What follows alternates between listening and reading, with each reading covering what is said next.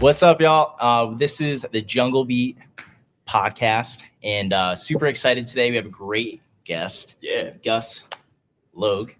Yeah. Am I saying that right? Yeah, that's right. I just asked him 15 seconds before the podcast started, so I didn't get it wrong. So with Big Cat Country, Duval 22. So he's gonna be joining us today, break down the Seahawks game. Unfortunately, we came back to reality a little bit. A little bit. Yeah. But going over the Rams too. So really excited for you to be here. Yeah, man, excited to be here. You guys got super impressive setup. I was telling you guys before the show. Thanks, appreciate it. Yeah. I mean, I do this for a living. You guys are light years ahead of me. Trust me, there's been plenty of podcasts that nobody heard because either we recorded on the iPhone and didn't go through, or the mics weren't on. Yeah, we had a great conversation that lasted an hour and a half, and nobody heard it. It recorded 15 minutes of it.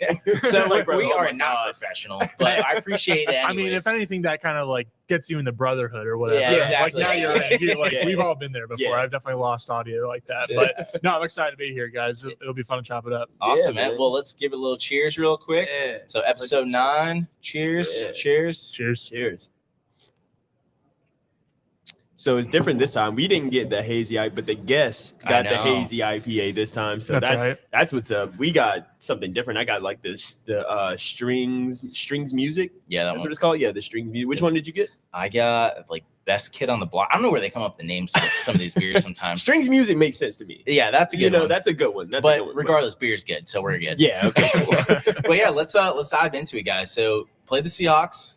I think going into it, I mean, we called them to lose the game. Yeah. What'd you think going into the game? Yeah, I got swayed a little bit at the end of the week just because of all the hype. Chiefs. Oh no, honestly, it wasn't that. I thought that they were gonna potentially kind of fall flat after that. Oh, okay. It was just the injuries in the Seattle secondary. Yeah, they had 3 guys out. Yeah. So I thought that was gonna be a big deal, and the Jaguars would be able to do what they should have done and kind of take advantage of that and put more points on the board. Right. So entering the week, I thought, this is more of a 3-2 team, honestly, than it is a 4-1 team. They've gotten a little bit over their skis. I wouldn't say they're fraudulent or anything like that, but no. I could tell, and obviously you guys did too, that they were probably going to fall back down to earth a little. I just felt instinct-wise, such a big, and I don't think it was they came out flat, as in I think the coaches and the veteran players had the team ready to go. I think mentally, it's not like they were unprepared, and I said it could have been possibly a trap game with the Rams coming up, London, reunion with McVay, Liam, Glasgow, and all the things. So I thought it might be a trap game, but I thought more or less the more and more I watched the Seahawks, the more and more I was like, bro, that's a team. It's a good team from top down. They have, and I know their secondary was out, and I thought Trevor would throw 350 or something like that. But he just didn't have any time because the front line is stout. I mean, Leonard Williams actually wrecked the game. Yeah, absolutely. It was the same thing in back-to-back weeks, honestly, except, against 2 elite defensive coordinators in Spags and Mike McDonald. But that Seahawks defense, even with those injuries, they're the real deal. And I feel like the Jaguars kind of leaned too much into the injuries thing and didn't realize themselves that their starting center was out. They had a 7th-round rookie in. Jonah Monheim actually played pretty well on Sunday. Arguably was the best offensive lineman. Yeah. We'll get into who played well, who didn't. Well, I think that there was just the emotion from the Monday night game. Yeah, it was. I didn't think that it was a lot for us as fans. I was just gonna say what we were saying before the podcast. Yeah, I'm getting into the week of that Monday night game. After that Monday, I didn't do much. The next 3 days, I was drained. I was drained mentally, emotionally, physically. I couldn't do anything. So I can only imagine what they were feeling actually on the field. Yeah. And I think that coming back from that on a short week, I don't know. I wasn't confident in it. I wasn't confident. Yeah, it was a short week. That's a good note. And I feel like just all of their negatives continue to show up, mostly pre-snap penalties and kind of shooting themselves in the foot, a couple of drops here and there. And then all of the stuff that were usually positives going into the game ended up being negatives in that game. Yeah. They had 14 turnovers going into it, 0 on Sunday. Had a really good run game. They had I think 43 yards on 15 running back carries. And so a lot of those came yards. back too. For ETN, I thought he played well. We'll talk about the specific players in a minute, but I thought and when they got the ball, they played well, but whether it was the line or they finally break something off, it gets called back. So we'll see. But yeah, let's stay real quick on the positive notes. So we usually give out a game ball. So we're going to go around the table. Flash, what was your who you're giving the game ball of the week to? My game ball is going to Monteric Brown. Oh, yeah, I like Monteric. I think that he played almost lights out in comparison to everyone else in the DB room. Well, I mean, Travis Hunter played pretty well as well in the DB. But Monteric Brown, he balled out, man. A couple of those pass deflections that he got, man, would have really – if he wouldn't have got those pass deflections, it would have looked bad. It would have looked a lot worse than it did. Yeah. So I think that, that was my game ball. That's a good one. I like Buster Brown in general, I think, with Tyson getting traded. He needed to step up. He stepped up very well. He did have JSN took over, but he did it to everybody. He did it to, I think it was Jordan Lewis too, absolutely spun him around. Yeah. Did the same thing to Buster Brown. However, Buster made those back-to-back plays, down the field. Mm-hmm. So it made him, kept him in the game. But you heard a lot of talk about like in the offseason how the new scheme for the defense is going to be helpful for a lot of players. Yeah. And I feel like Monteric Brown was kind of at the top of the list. Like 100%. He had apparently a lot of fans inside the building going into this season. Mm-hmm. And now we're starting to see why with 2 pass breakups in this game and then one against Pat Mahomes and the Chiefs, and so that was key as well. Yeah, he's on the meteoric rise right now. I like to see. I would, especially this game coming up. I would like to see his impact moving forward and how much playtime he gets moving forward as well. Yeah, that's definitely a huge question because like they just traded for Greg Newsome, but in his very first snap, he allowed the 61-yarder to JSN. I was talking to. I don't know how I found myself here, but I was talking to Browns fans inside Twitter, and I was telling them kind of the scoop on Tyson, what he does good, what he doesn't bad, and I was like, it's like, bro, honestly, I'm good with Greg Newsome as long as he doesn't give up like a 30-yard pass play downfield. I'm straight. As soon as he gets in the game, touchdown. 61-yarder. I said, oh my God. Yeah, very first snap of the game. I felt like they were just waiting for him to get in and just were like, all right, that's where we're going. There he is. so Gus, who would you give the game ball to? I'll give Ventrell Miller. I thought some other players arguably had better games, but Devin Lloyd was dealing with calf tightness throughout the game. He tried to go in at one point, but they just wanted to kind of play it safe with him. And so Ventrell Miller ended up having just a really solid game in pass coverage and run support. He was just a really solid player. I think he had shared a half sack with Eric Armstead at one point. But it honestly wasn't a lot of splashy plays, especially compared to Devin Lloyd, the guy who he replaced. But that said, he did his job, and I think that was a big part of the defense really having a really strong second half. Honestly, that kind of went under notice because the offense wasn't able to score enough. Right. I think Trell played great. I think what you're talking about in the run defense, we struggled against the pass on some big plays down the field, but we shut that run down. Overall, I think the Foye and Ventrell in the middle really stopped the run. Foye had a really nice game. Josh Hines-Allen got involved in the run a few times as well. So I thought that he played well. So I think the defense kind of kept us in the game somewhat, but at the end of the day, they're also looked down on because they gave up those big plays. But I think for me, and it's controversial. Oh God, here we go. I think it's clearly Trevor Lawrence. Yeah, I think Trevor. If you look at the tape, Trevor in this game specifically had 0 time to throw the ball. He got sacked 7 times. Was it 33 pressures, 17 hits? But he had no time. Yeah. Plus, if you look back at the tape, the wide receivers aren't really getting open either. So your line's not blocking. The wide receivers aren't getting loose. What's Trevor going to do? And we were talking about him not playing hero ball this year. You know what's nice? He actually played a little hero ball, played off schedule, made some plays. I think a great play was, like the Tim Patrick touchdown. Yeah, that was a great play. Didn't have anything, got up in the air, stepped up in the pocket, threw it only where he could catch it, made a play. Yeah. I thought, the 4th and 5 was kind of crazy, throwing the ball across field and across his body. That was one of those. We're in the stands. No. Yeah. Okay, cool. All right, great. But I think that was another one. He ran, he scrambled for a first down. So I think. Even though the offense as a total didn't play great because of, we'll talk about it, but like penalties and the offensive line and things like that, they couldn't run the ball. But I think Trevor being able to come out of that game for the amount of adversity they went through, still had 280 yards, still had 2 touchdowns, would have had a third one. We'll talk about it. But in over 300 yards. So I would say Trevor Lawrence really deserved the game ball there. Yeah, absolutely. The only reason I didn't go with him is just because I knew we were going to eventually talk about him. But I think he was pretty easily the best Jaguar on Sunday.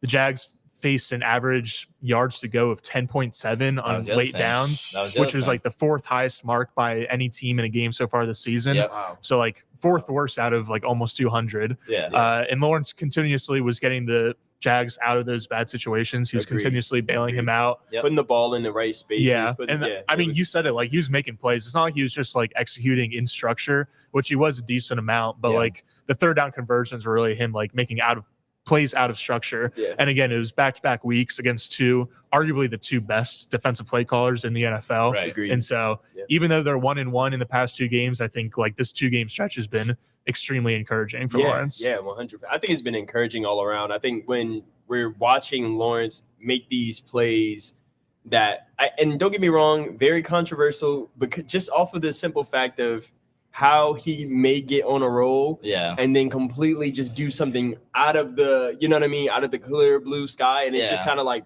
I don't know how to fully gauge what's happening. It's a Trevor Lawrence experience, of course. Like he plays well, he does something insane, then plays well again, then does something insane again. And it's just kind of like, and then somebody drops the ball. And then, you know penalty what I mean? comes then back. There's a penalty that comes back. So it's a snowball effect, really. Yeah. So typically we do a 3 up, 3 down. So it's 3 players that stock up, 3 stock down. Let's talk with players that had good games. You know, their stocks rising. Flash, who was your first stock up? I'm just gonna go back to. I think we all have our first one. You know what I mean? Yeah. So my second one would be. My second one was Ventrell Miller.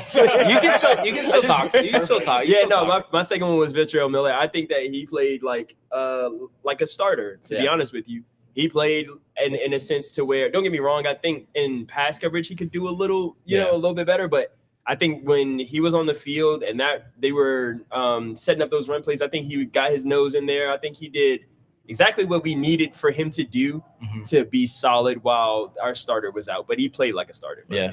The thing I love about Ventrell is that you can always tell when it's him. When you're listening to like sounds of the game or like anything that the Jags YouTube puts out, like he's got the best voice and is like a good locker room guy. I'm happy for him that he was able to kind of like have that moment. Even it was a loss, so like we're not going to talk about it a lot, but that's what we're doing a podcast, right? Yeah, exactly. Right. So who would you do for your first player up? I'd go with Parker Washington. Okay. He had a really impressive route on his third down, and it looked like a slot fade, and then he cut it back. It was like against I believe a man blitz. It was definitely against a blitz, and so it was a big time conversion. He also had the touchdown against the Chiefs last week, and so I think generally like his stock was pointing up towards the beginning of the season because like he made a really big play against the Bengals. He had the punt return against the Niners, but he also had a couple of drops, I think, in week 3 against the Texans. Yeah. So he was a little bit up and down. Obviously, the Travis Hunter experiment has been a little bit up and down too. Yeah.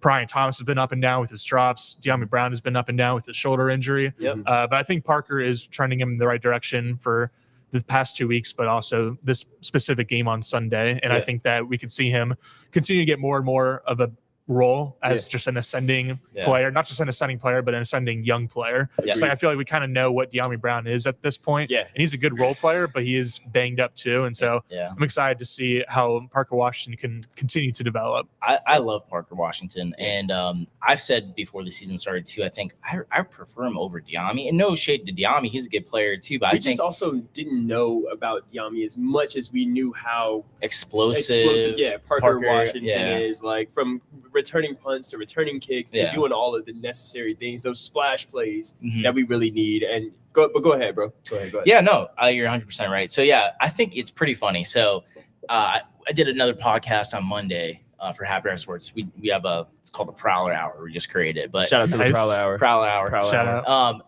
But you know what's funny is each time I did this with them too, everybody skipped the obvious one. It's BTJ. That was going to be my second. He had his best game of the year. That was going to be my second. He had a touchdown, 90 yards, a handful of catches. He drops 10 the ball again when we need him 3rd and 5. So everybody's going to dog him. But he played really good. He played really 2 games in a row. He showed up. Yeah, which is great to see. It was nice to see him like come down on the touchdown they got called back because of Travis Hunter being offsides. Like I feel like he's had a couple of similar plays. We'll talk about it. He was, but like you could see him clearly check with the ref, and we'll talk about it. Was just kind of like, I don't know. Yeah, I was watching with my buddy, and he was like screaming at the TV at Travis Hunter before it happened. So like, I feel like it was pretty obvious. Can I give some context? And I saw this as well, but then I saw my boy from Big Cat Country, Travis Holmes, also put it out on Twitter, bro. If you look at the play, the 10 seconds before it starts, Travis Hunter comes out of the huddle, goes up to the ref and goes thumbs up, right? The ref gives him thumbs up. The ref realizes he's a half yard upfield. Does anybody know this? He was a half yard upfield and then goes back to the original line of scrimmage. Travis Hunter, because he got the okay from the ref, is offsides. And the play goes, the same ref throws a flag. Oh, my God. I will say that's exactly what I could be wrong about this, but I think when receivers check at the line of scrimmage, I'm pretty sure they're just like checking to say like, hey, I'm telling you that I'm the receiver that's on the ball. Because like in terms of formation rules, you on the line of scrimmage. Someone on the line on each side of the formation. But like it's not up to the refs to be like, oh, bro, you're offsides. Like I'm going to call you for a flag if you don't step back. I don't necessarily think that's true. I think it's 50-50. I think Porsche it is saying, hey, I'm the designated guy on the end of the line, but it's also the unwritten rule of make sure I'm on the line. On the line, like, you know what I mean? I'm not just saying, hey, it's me. Yeah, I'm on here. It's me. It's make sure I'm good. I'm a receiver. You'll see plenty of times refs will actually move guys back. Yeah. So it's 50-50. But yeah, BTJ was mine. I was shocked. Everybody forgot. That was going to be my third one. Oh, okay. Like that was going to be my third one. Like so, my first one was Buster Brown. Yep. My second is Ventrell Miller, and then my third is BTJ. Okay. So, yeah. Who's your second? Who's your second one? For a trending up player. Yeah. At least for the game. You could go from the game too. Well, okay. So my first one's Parker Washington. My second one will be Trevor Lawrence because I think the past 2 weeks have been really encouraging. Yeah. So then my third and final trending up player, I'll go with Eric Armstead. He had a really good performance against the Niners in week 4, which is like a super emotional game for him going back home to the team he was drafted by in the first round, played 9 or 10 years with them, made a couple of Super Bowl and playoff runs. And so it was like a huge deal to him. And he had, again, like the game winning strip sack. He had a good game overall. The Strumble. But I thought that might have been like a little bit of a flash in the pan from him, and like was kind of just like he was ramped up for that specific game. And especially last year, like you can blame Ryan Nielsen and like the general environment if you want to. Yeah. But he certainly didn't live up to the contracts that he signed with the Jaguars last offseason. And he's played better. This year he has played better. It's not just the game against the Niners. He made 2 really big third down plays. One was the half sack with Ventrell Miller on a third down against Sam Darnold. There was also a time when the Seahawks ran 3 straight runs up the middle in the red zone, like inside the 10-yard line. He had a huge run stuff on, I believe it was a third down. It might have been the second down. So he's come up and made some big plays, but like he needs to continue ascending, and not just him, but like the rest of the D-line. Yeah, the rest of the D-line, like pretty much any player not named Trayvon Walker or Josh Hines Allen. Like it's been this way for a couple years now, and like the Jags, like in free agency, like they ended up not like making any big moves, didn't really like force a signing. And it's the same thing happened in the draft where like I'm sure they wanted to draft and develop some guys and play some rookies, but like the board just didn't really fall the way it needed to for them. Like they were interested in taking Ashton Gillette or whatever his name was, the guy that the Chiefs got. But they ended up not getting guys. So like it was cool to see them pivot and sign like Ogba and Dwayne Smoot in free agency, but like it just hasn't been enough. And so I feel like if the Jags are going to trade for one position at the deadline, it's got to be just like a pass rusher in some form. Again, Armstead and Mason Smith are both trending in the right direction, but they really need to keep going because Walker and Hines Allen need it. That's a good one. So my final 2 stock ups, I said BTJ. I think Foye had an amazing game. Went unnoticed a little bit, but he was great in the run game. Flying around. We talked about it before. Like 14 tackles. So I thought Foye played excellent.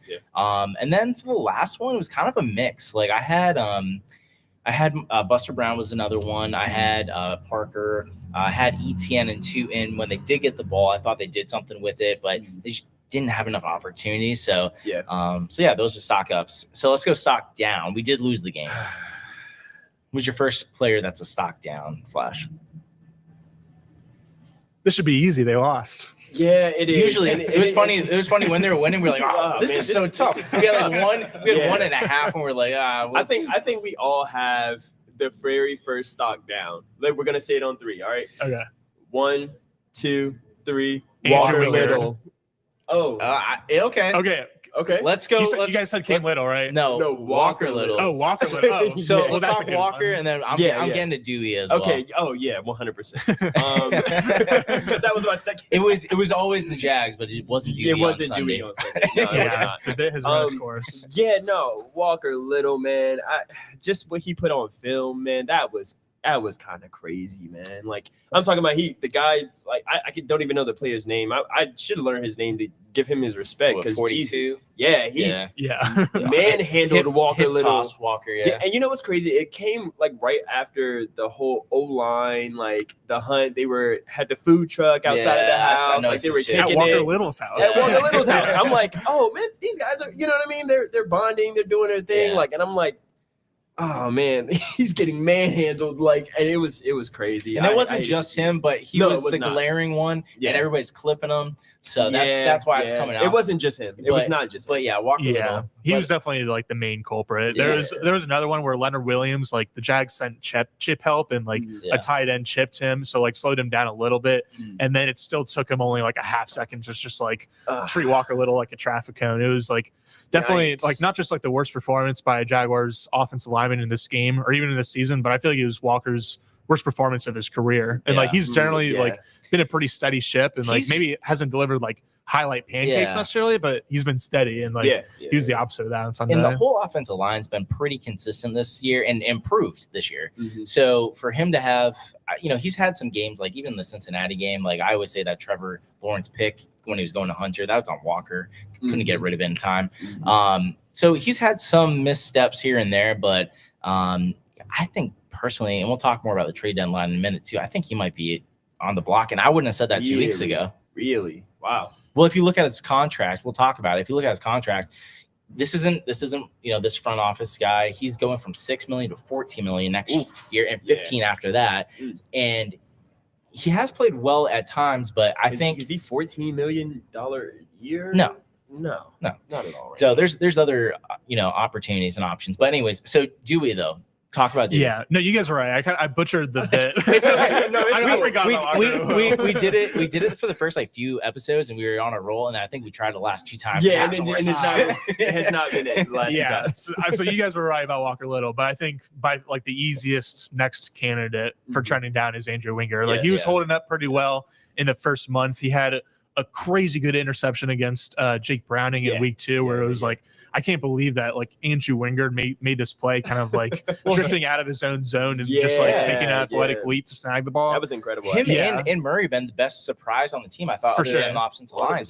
So Murray is still holding his own. He's certainly like individually been like a nice development just as like a veteran, non-splashy free agent signing. Right. I mean, just like the veteran stability or whatever you want to call it on the back end that he and Jordan Lewis are providing is huge. But Wingard, like, I mean, the Jags, the two biggest plays of the game. Yeah, they went into the season like planning on Caleb Branshaw, I think, to if not be the starter, to like start pretty soon in the season. So then once he got hurt, like they were kind of screwed a little bit. And so Wingard just like, as you were saying, like allowed like the 2 biggest plays of the game, especially the 61-yarder to Barner in the fourth quarter was just like brutal to watch. And so like brutal. It was, I feel like a kind of a matter of time. And like, even though Murray individually has like been pretty good as like just like the last guy of defense, the 2 of them together are just like pretty slow and not very explosive. And so like they've had a couple of generated takeaways so far to start the season, but I think like their specific takeaways have probably been the ones that you can't necessarily depend on. I agree. So I think Dewey was my second one just because those the 2 biggest plays in the game. The defense played overall okay, but the JSN one when Newsome was, first snap of his Jags career, gets thrown deep on. Dewey bites on the dig route. So he should have stayed back. And then, like you said, the play that clinched the game for Seattle was that Barner catch. So that was my second one. What's your third? Yeah. For me, I'm gonna say Trevor, dude. Like I'm just gonna. This is what I was saying earlier. Some people we got 2 trending ups and 1 trending down. I have a game ball Trevor, and he has stock down. I do. At some point, when are we gonna like stop like making excuses for the inaccuracy? Like which one? He did miss some throws, which he always does, and every quarterback in the NFL does every game. But it's the way that he misses throws. Okay, right? Is there one that you're thinking of? Not one in specific, right? I think that what I'm looking for is the overall, like, me personally, if you're gonna miss a throw at least miss it in a way to where it could be intercepted. No. Don't miss it in a way where it could be intercepted. Well, that's my point. I think that's why some of these look worse than they are, because they're trying to get rid of the ball. And I understand what you're saying. Forced. I think that when we're talking about the ball placement, right? Yeah. There's sometimes he places the ball like perfectly. Yeah. But then there's the times where he has to throw it high and it's uncatchable. One of the biggest ones that I thought in the game was the Diami. Yes. Shot that he should have had. He put too much air on the ball. Should have really drove it to him instead and kind of found him in the gap. That would have been a big play. I thought that was an obvious one. I think that's what separates the elite from the, you know what I mean? Like, and he's not elite right now.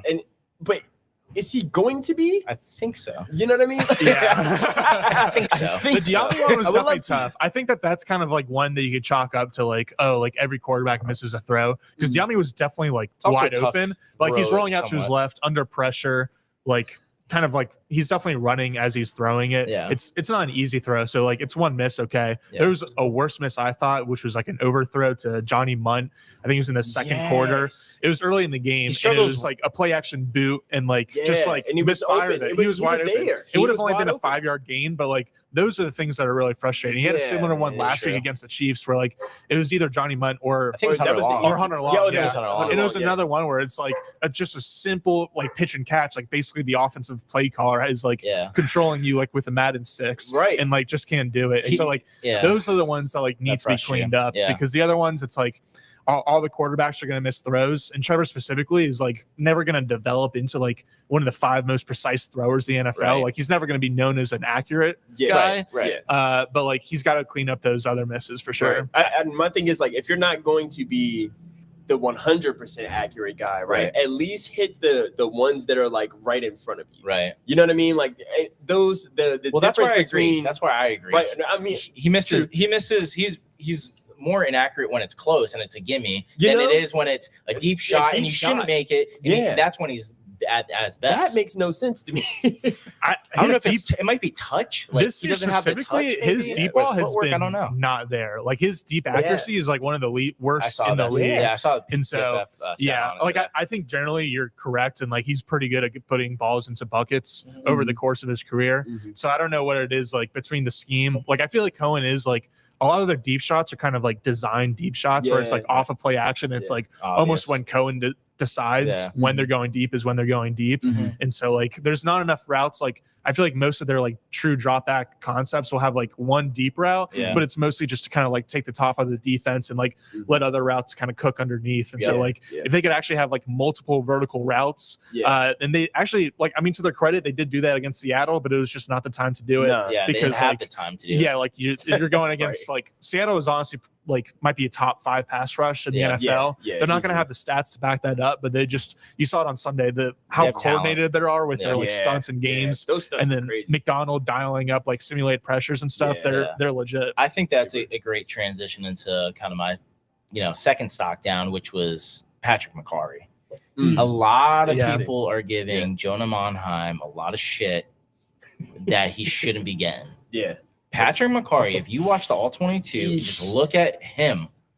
When they're running those tackle end stunts, he's in no man's land. They did it all game long, and they prepped for it all week long, and he's getting beat on it every single play.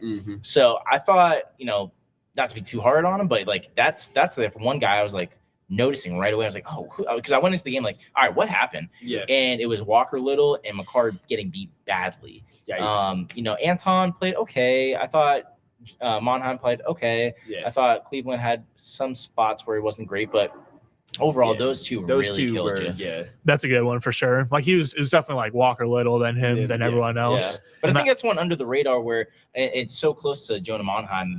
They initially think, rookie 7th round pick, it's on him. Liam Cohen literally said the same thing during his press conference. I don't know if you saw that, but he was like, a lot of people are just going to assume that like it was the change that we made that was the result, but he actually played pretty well. Maybe the communication a little bit, but also that's on Trevor.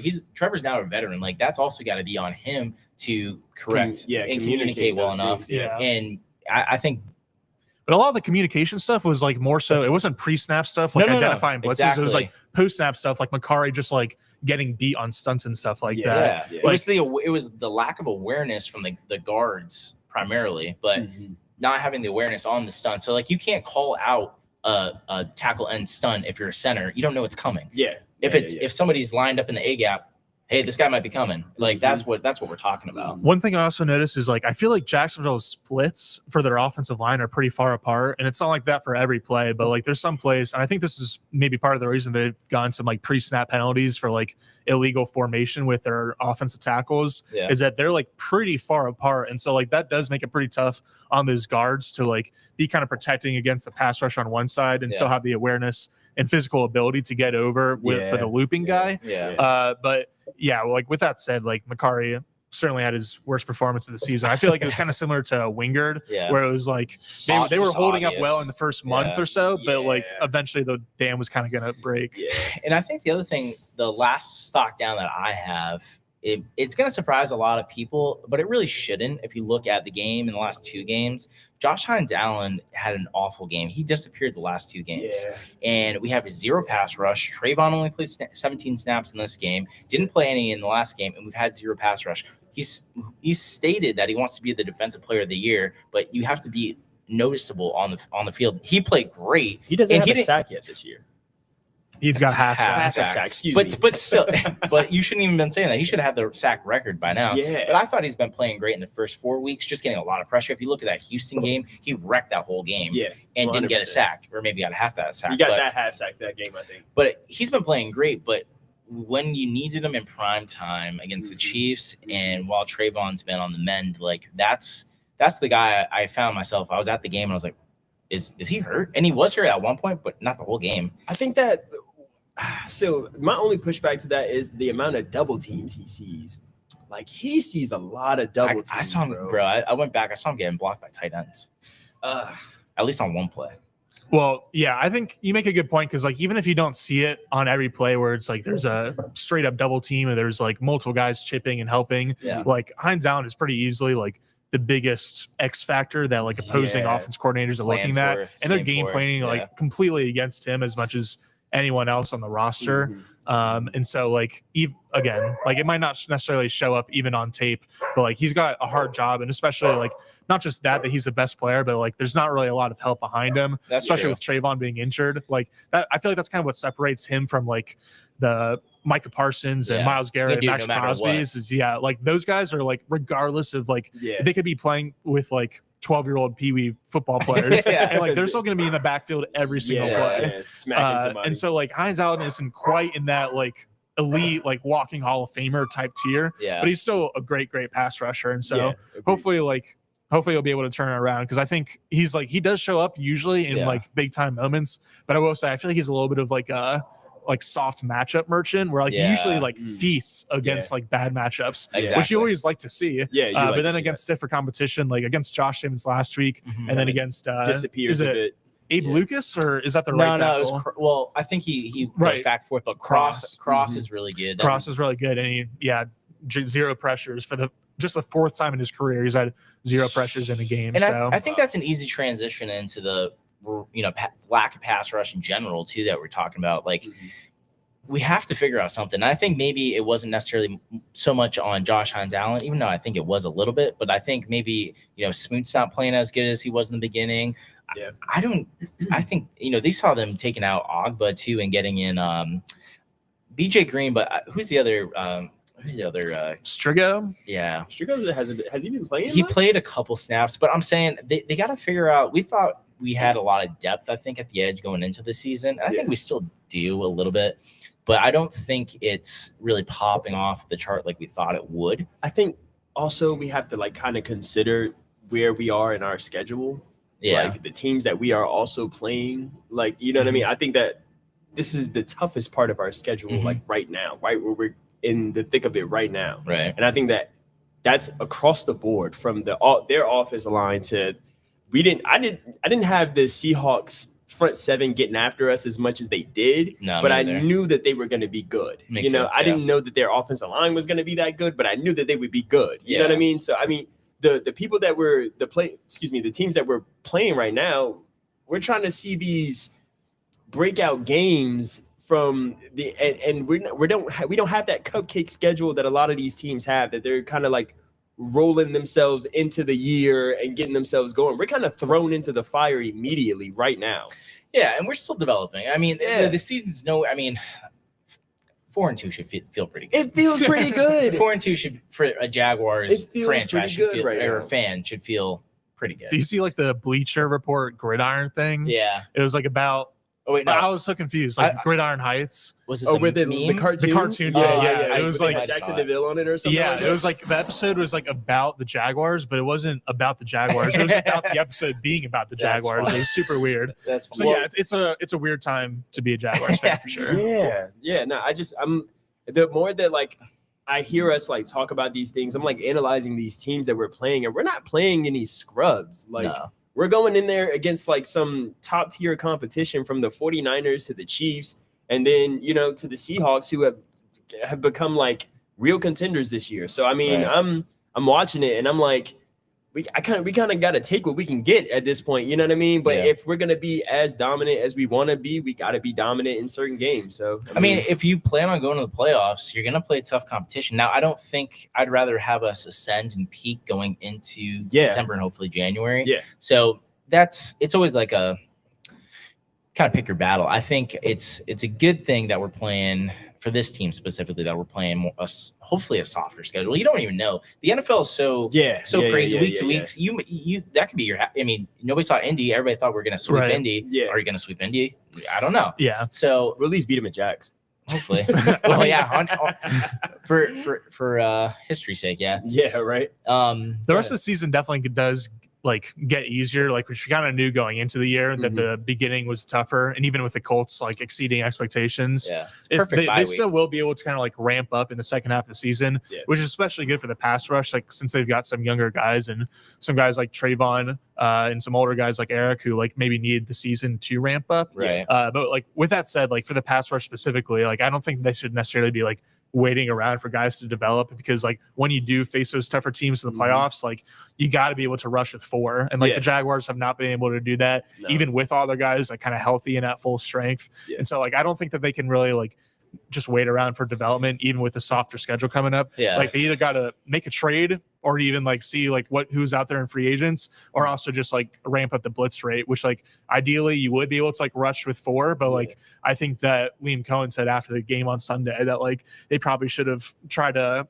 get home a little bit more by rushing Sam Darnold a bit, and then instead they kind of just like sat back and got eaten up. Kind of throw the ball around. Well, I think that's the issue you kind of run into too, is like if you blitz a ton, now you're going to have all these holes open. That's where these big plays, like at least with like Tyson Campbell earlier in the season, that's where a lot of his big plays were coming, was like cover 0 or something like that when we're sending these exotic blitz. But I think it's a good line. So let's stay on that same like track. So for the pass rush, I think it's the biggest weakness in the team right now too. Offensive line aside because of what happened, but I think let's talk a little bit about the trade deadline. It's coming up. There's been a lot of names being thrown around. Quentin Williams, Jeffrey Simmons, Dexter Lawrence, a lot of guys at defensive tackle. You might go like edge. If you guys we'll do offense and defense, start on defense though, since we're talking about it. Let's give a wish list. If you had it's Christmas time. So what's on your wish list at the deadline? What's an offensive player you'd like to go after, or maybe a position you'd like to go after, and then a defensive one too? Let's start with defense though, since we're talking about it. I would go. I like Dexter Lawrence or Jalen Carter, or you know what I mean. So, they're not letting go of Jalen Carter. I know. I don't even think they're letting go of Dexter Lawrence now that Dart and Scadaboo, and I think they're going to try to. They're in win now mode with Daboll. I mean, I understand. That's what the wish list you asked for. The wish list I'm giving you. The wish list. I agree. Not all these are going to be realistic. Yeah. Okay. Cool. So I think Dexter Lawrence is on my wish list as far as defense, and as far as offense is concerned. I saw floating rumors that we might be, reaching out to Njoku, So, I mean, I think that would be dope.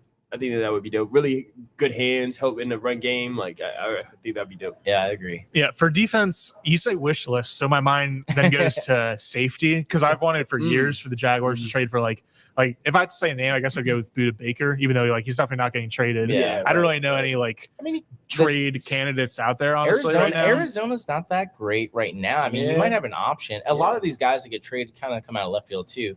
But I think I think we're rocking with Dewey and Murray the rest of the season. Personally, I think that's what's going to happen. That's why I say wish list, is because I think that like having like a super rangy playmaking safety is like just what the Jaguars' defense has needed for years, including 100%. This season. It would just be a lot of fun to watch too. But like more realistically, probably like an edge defender like Jalen Phillips and Bradley Chubb are both probably going to be on the trading block out of Miami. So getting either one of them, I don't know like what I feel like Phillips is in his last year of his contract, but then Chubb like signed his pretty big deal, and so I guess Phillips would probably be more likely. A true wish list one would be Trey Hendrickson. I mean, cool. I don't think that it's going to happen, but that would definitely be like the most influential move that the Jaguars could make. And then on the offensive side of the ball, I like where your head's at in terms of David Njoku. I think that like Hunter Long was another guy that I was thinking about as like a trending down guy, because I think that he and Johnny Munt's been fine as a tight end 3, but Hunter Long has been a little bit underwhelming because he was like making big plays every once in a while. In the training camp leading into the preseason and even like some here and there during the regular season. But then with Brendan Strange out, he hasn't really been able to harness that like full-time role. He had a pretty brutal 4th down drop on Sunday. And so I think that like for the short term, until Brendan Strange gets back, having like an above average tight end would be a really good boost. Then even when Strange gets back, I think the Jaguars could do a decent amount of 12 tight end sets or 12 personnel. 12 2 tight end sets, especially with like the versatility that Brendan Strange kind of gives you. Like you don't even necessarily need to have like a two-way player, like someone that's really good at blocking and receiving as your other tight end. Like it could be like a Dallas Goedert, Zach Ertz type situation that used to be in Philadelphia, where like Zach Ertz wasn't really much as a blocker, but like it didn't really matter that like he had the tendency of like being more of a threat of a pass catcher because Dallas Goedert kind of provided that value of versatility. And so I think tight end would make a lot of sense. I think that's my direction too. I think before the season started, I said I was trashing on our backup tight ends, and Hunter Long has played well. I think he has the most touchdown reception. He's played better than we expected. I thought at least, but I do still think there's a playmaker on the offensive side of the ball, a weapon that we could get that would help. And I think it's tight end's a perfect position for it. We got plenty of receivers. We got Diami, Parker. We need Travis Hunter to get the ball more. We have BT, enough running backs. So I think tight end is where you should look. I like the Njoku idea. What do you guys think about Josh Oliver?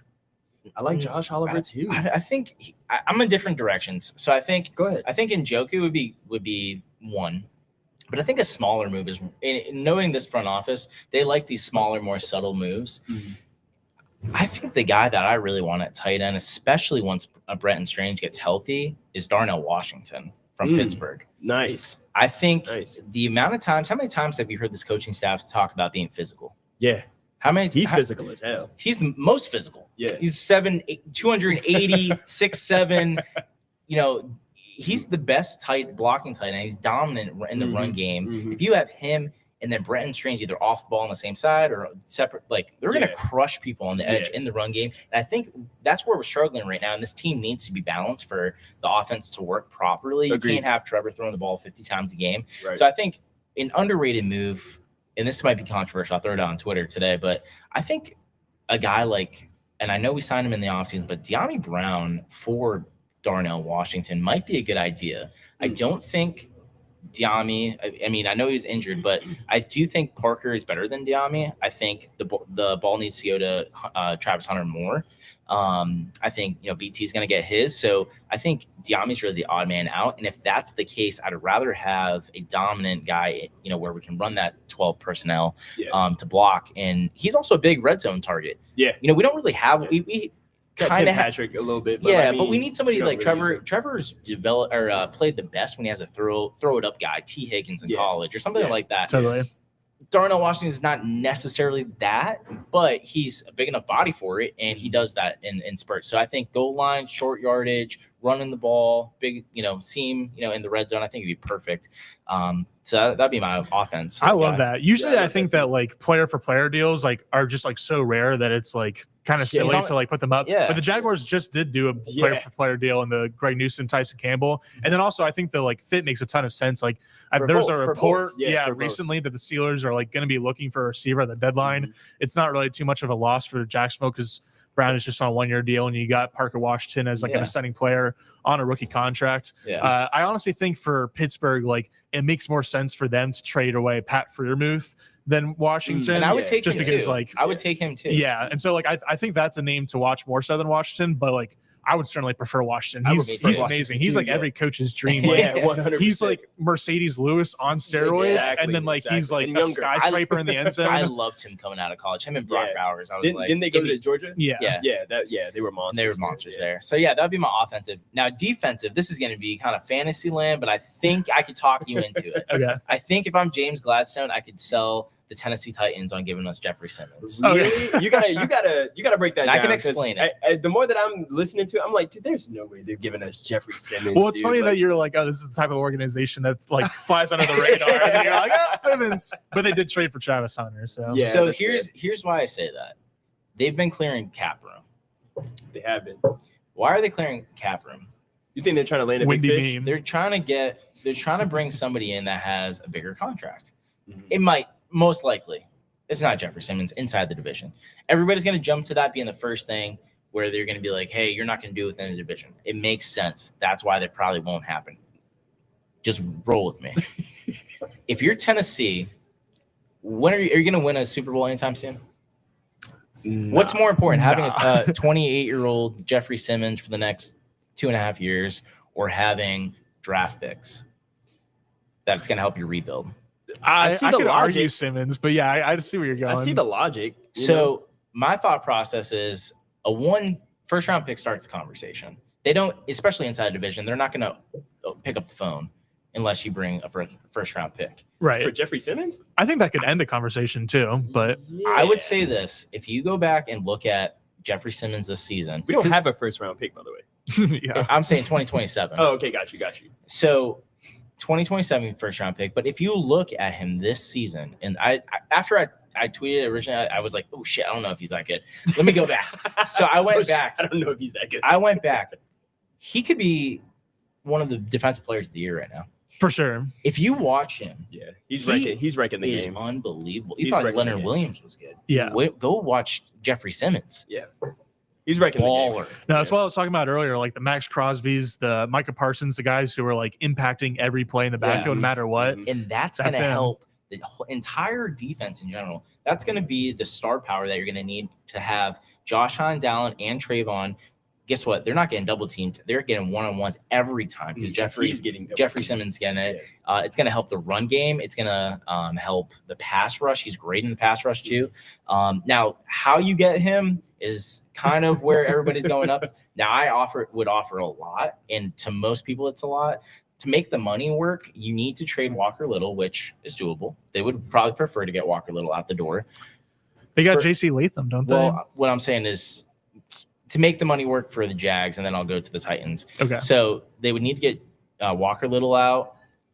Devon Hamilton is the easy swap. You're getting 1-for-1 defense tackle for a defense tackle. Mm-hmm. I think Jerry Jones is probably the best player that Tennessee would want, that he's not going to play with us. Jerry Jones is not going to play for the Jags anytime soon because it's not a scheme fit, not because he's not a good player. No, he's a great player. They're going to play a lot more man. Yeah. So Jerry Jones I would send as the third player, and then a first-round pick and maybe a late pick. Yikes. That's a lot because I said a lot, but it's not a lot on paper. It's a lot on paper, but it's not.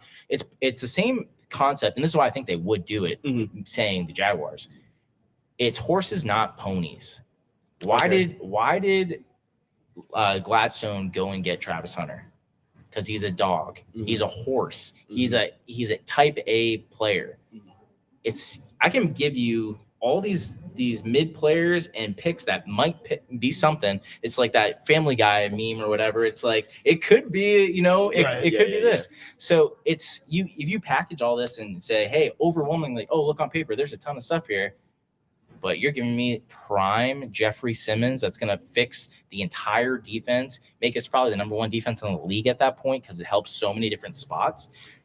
that's where I think we could really turn. On paper, that I like what you're saying on paper. And I think I'm not as good of a salesperson as probably Gladstone is, but I think it's going to be along those lines. And if I could talk to this organization that sucks right now, and that's in flux, they're dysfunctional. They're looking for that splash. They're looking for, hey, we need to regroup. We're not going to win in the next 2.5 years. It's probably going to be 5 years. Yeah. So what's it's in the division? It helps us, and I think that's where I would go. Wow. Yeah, it's funny, like when fans like it sounds don't like wanna, fantasy. When fans don't want to trade in the division, it's like, why wouldn't you want to trade in the division? If like you think you're winning the trade, then like you're just doubling down and like making your division rival lose. Yeah, 100%. I think that like it kind of comes down to just like if the Titans want to trade Simmons at all.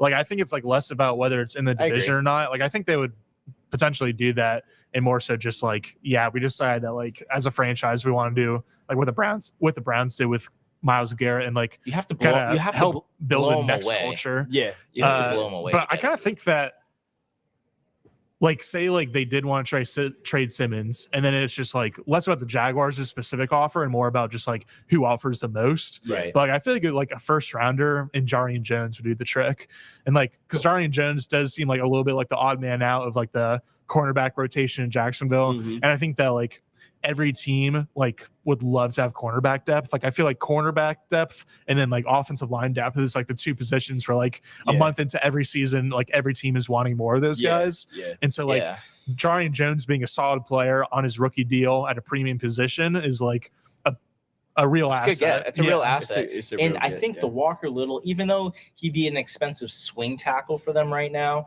their offensive line isn't playing that great. Latham playing right tackle, and then you have was it Dan Moore? Whoever they got from Pittsburgh. Yeah. They paid him a lot of money, but he's not really playing that great. He's been playing inconsistently. So maybe we can say, hey, that as a backup plan or in case of injury, you have Walker Little that's solid. He's on $6 million this year. Figure it out next year when he's making 14. Right. You know what I mean? Right. So yeah. Anyways, that's my take on Jeffrey Simmons.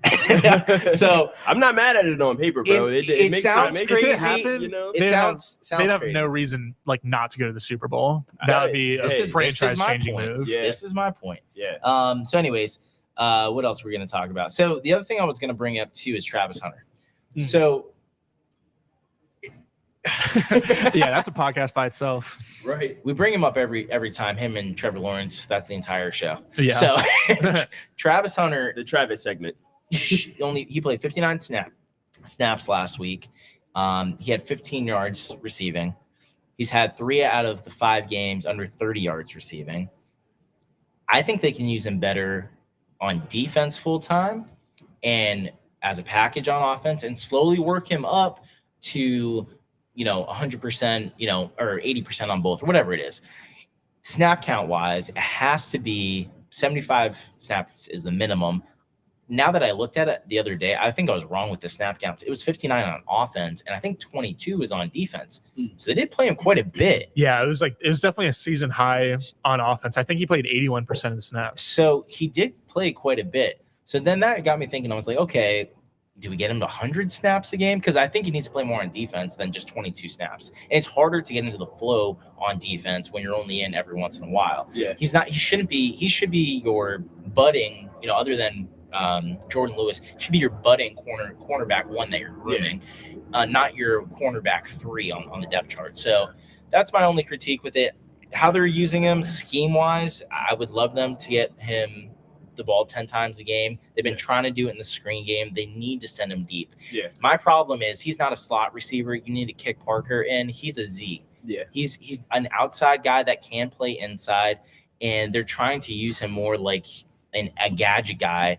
Is that because of route running? I'm not sure, but I would like to send him on these deep routes going forward. I feel like he's not even being used as a gadget guy. He's like being used as like a check down option sometimes. Like when he's running those like routes out of the backfield that we've seen the past week or two, like I don't think he's been the first read on any of those. I think he's been like the last read on all of them. Actually, there was one of them where I think he might have been the first read, but all the other times it's like he's basically being treated like as if a tight end was lined up in the backfield or a running back is just, again, a check down option. They definitely had a long-term plan in place where it's like, we want this guy to play both sides of the ball full time. And so we're going to cross train him, and it's not going to look pretty necessarily right away, but it's going to be best for his long-term development. And so I think they're certainly holding steady with that plan, especially considering they're 4-2. Yeah. Like maybe they'd feel a little bit of pressure if the team is 1-5 right now. Right. But like they can continue with this plan of cross training, and it makes sense that like on the defensive side of the ball, he's only like lining up as like the left side boundary cornerback, and that's where he's getting his master's degree. That's what he's learning. Like he's like not even getting a minor in like anything else. Like that's what he's focusing on. And then on offense, it makes sense for him to just learn one position, but like why is it slot? And like you're like having him like run these like short choice routes where he has the option based on like the defender. It's probably because they've seen what he does with the ball in his hand, and we've all seen that. So they're probably like, oh, that's why I should be doing it. But I think he makes that play when he catches the ball after 10, 15 yards, on these intermediate catch, and then makes somebody miss. Then he goes to the house. Yeah, that's where I think it really should change. Yeah, I was gonna say like the choice routes aren't even like easy routes; they are short routes, but they're difficult because he has to like be thinking and like react mid-play to what the defender's doing. So there's been like honestly more often than not, he's either run the route the wrong direction or just ran a sloppy route. Exactly. And so like the connection has like there's a few completions in the season opener, and since then like him on choice routes from the slot hasn't really worked. Him on screens hasn't worked from the season opener either. But like the screens are the only ways that like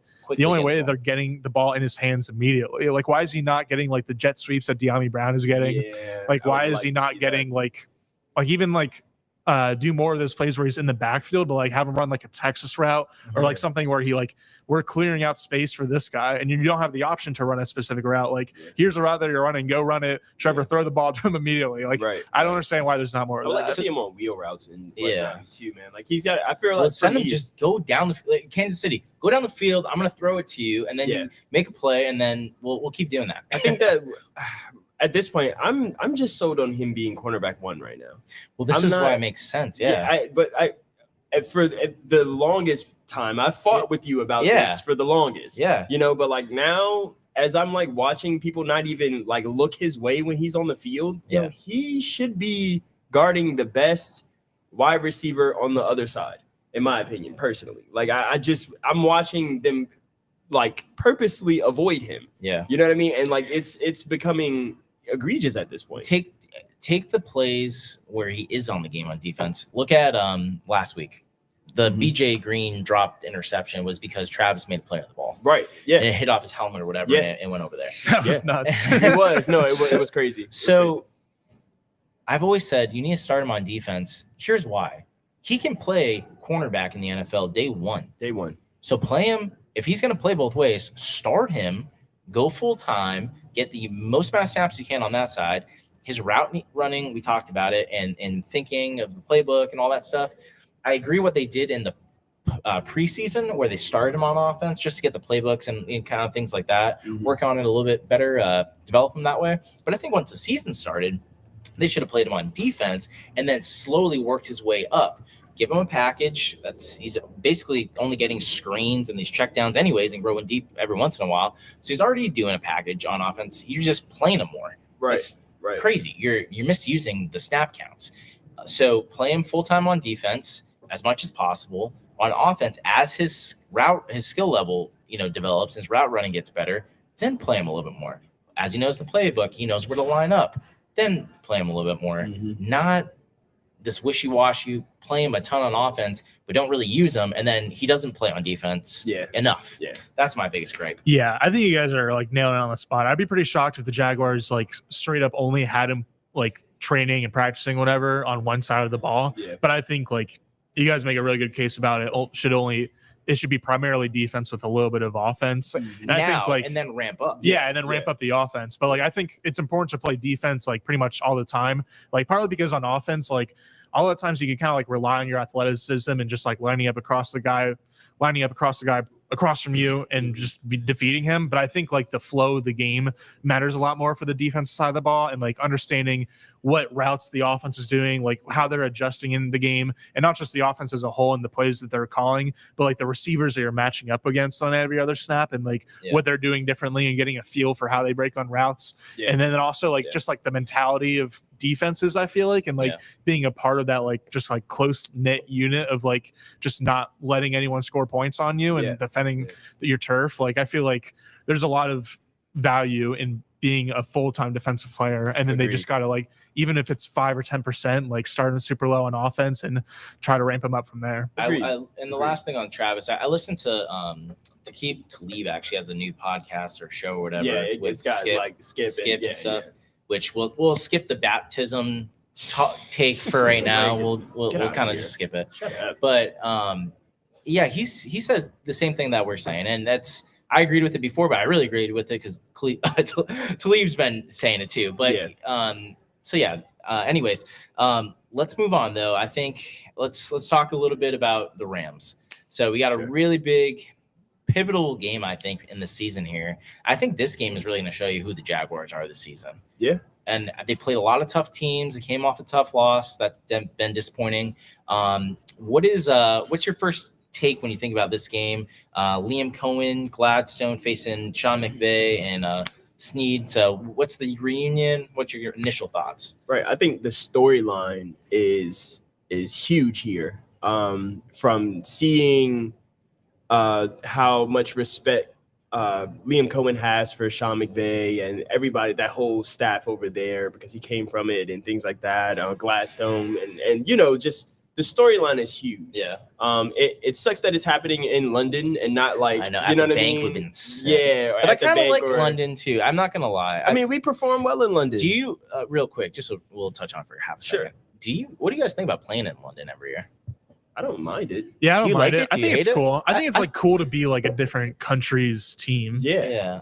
I didn't care for it at first, but I kind of like. I mean, all the like jokes and stuff from like national media or like other fans of other teams is like definitely like gets old, but like it's more just like so old than it is annoying. I feel like it's kind of like a baked in primetime game, but but the opposite because it's early. So I kind of like it too. I was just curious. I was just curious. I think that there's so many different factors that go into this game, whether Puka plays or not, or whether, you know what I mean, their travel even, because they're leaving like a day before the game, or they're arriving a day before the game, and it's just kind of like, I don't know how that's beneficial for them completely, but I know that we're there now. I like what we're doing. It's like a mini training camp for the Jags when they need it, actually. Yeah. This is the perfect time to do it. Yeah, because we need to get back right mentally and emotionally. I think that the game that we just played was, in a sense, a trap game, in my opinion. Yeah. And we got trapped. Now you have to dig yourself out of that trap, log back in, get back focused, and now you have, when you had a short week, now you have the full week to actually get back to everything that you're doing. You're in a different time zone where all you have is the guys around you. This is a pivotal moment for us to, it's a pivotal moment for us to actually step up and be the team that we know we were going to be later on in the season. Yeah, it's a great opportunity for them to do that, like partly because they're traveling early. Like I don't really know like what it means for like resting and like adjusting to the time zone and all that, but I feel like there definitely is an advantage of going out early to like build team camaraderie because you're all there together and like don't really have anywhere else to go, and so like it definitely helps. And I think that like players, like you've kind of seen players like especially Trevor Lawrence, but like everyone on the team, and like I guess offense for Liam Cohen, and then also defense for Anthony Campanile, like Campy and Cohen are both like really fiery and passionate guys, and the team's like kind of culture or like on-field attitude or whatever you want to call it has reflected that. And it didn't really show up on Sunday against Seattle, and I think like everyone would say that's like not who they are. Exactly. But as you're saying, like I think that like we'll see what this team's identity is on Sunday, and I'm excited to see, because I'm sure they're going to be playing their butts off for like Liam Cohen and James Gladstone, like just knowing how much it matters to those guys. I think it's best case situation for this team right now. I think everything you guys mentioned hits the nail on the head. I think it's the perfect get right game, not in the sense of it's an easy opponent by any means. It's not at all. It's a good reason because you kind of, just like Kansas City, you have to rise to the occasion. And as a team, collectively, the time together, I think it's going to help them. I think they're going to figure some stuff out in this game. I think the big thing too is kind of underrated. The Colts right now are 5-1. They're going to play the Chargers this week. Okay. Most likely, we're going to hope the Chargers win that game, and they're 5-2. You have an opportunity to get back into the lead, back into the tie with the Colts, who I think you might at the end of the year have a better team then. So I think it's important inside the division. That adds a little bit of oomph and juice to it. I think obviously Liam Cohen and the front office, that gives, I think you're going to see a fiery Liam Cohen again, kind of like you did in San Francisco. I think the team's going to feed off that. I think specifically the defense is going to feed off that. So I think it's a perfect game. What do you think about we'll start with the negative and we'll work our way up. Jared Verse scares me. Jared Verse, Byron Young, Braden Fisk. They had Turner, a great game last game. They had a really good game. These boys can get after the pass rush. After the quarterback. We could have. I mean, I'm trying to think of like who's the best left tackle ever. Who's the guy that played for the Browns? How about Baselli? Baselli. We could have Tony Baselli. I'd still be super scared of Jared Verse. That guy is an animal. He's another eye-popping. It's kind of like the Jeffrey Simmons kind of thing we were talking about before. The guys that like pop off the screen. You're like, that guy's good. That guy's great. You pointing out like Leo DiCaprio. That guy's a football player. He can play football. He's moving. I can't whistle, he can move. Even if we had Baselli, like it's kind of a nightmare matchup, and it's not just because like they had Jared Verse, who I feel like isn't playing as well as I expected him to this season. I thought he was like a pretty good sleeper, defensive player of the year candidate. But like he's just like relentless in terms of like the bull rushes and just getting into the backfield. And it's like really not just him, but the whole unit. It's like, it's honestly going to be really similar to what we saw from Seattle last week. It's like not just any one guy. It's not just like, oh crap, they've got Micah Parsons or whoever. It's that, I mean, oh crap, they have Jared Verse, but they also have the just really well coordinated group. They thrive on stunts. It's like it's the same thing as Seattle. It's right. It's a good if point. You thought the stunts were bad last week, now you're going to go against like two guys in Verse and Braden Fisk who have been doing stunts together for 4 years. So like, good luck to you. And the underrated guy in this whole thing is Young. Byron Young, number 0. You're going to see him on Sunday. He's the second. Is it Benito? Denver, that I forget. Anyways, something like that, Dorito. But he's leading the league in sacks, I think. But Byron Young is second in sacks in the entire NFL. So that's going to be a guy that you're also going to have to worry about. I have faith that Anton's going to play. I have faith in Anton. I have faith that Anton's going to do it. I don't know about Walker. I think he'll have a bounce back game though. Do you think as a whole, as a unit? It's a tough matchup, but do you think as a unit, because they need to, the offensive line is going to bounce back? Yeah, I think they can. I think they got it in them. Like considering it was their worst performance of the season, I think naturally they're going to like feel bad about it or whatever, and like want to show that that's not who they are. And then they're going to want to also like play hard for Cohen and Gladstone, like we talked about. So like I think the physicality is going to be on a different level, and that's going to help. But I think like more so than the improvement for the offensive line, like even though the performance of the offensive line is definitely going to be the biggest thing we're watching for in this game.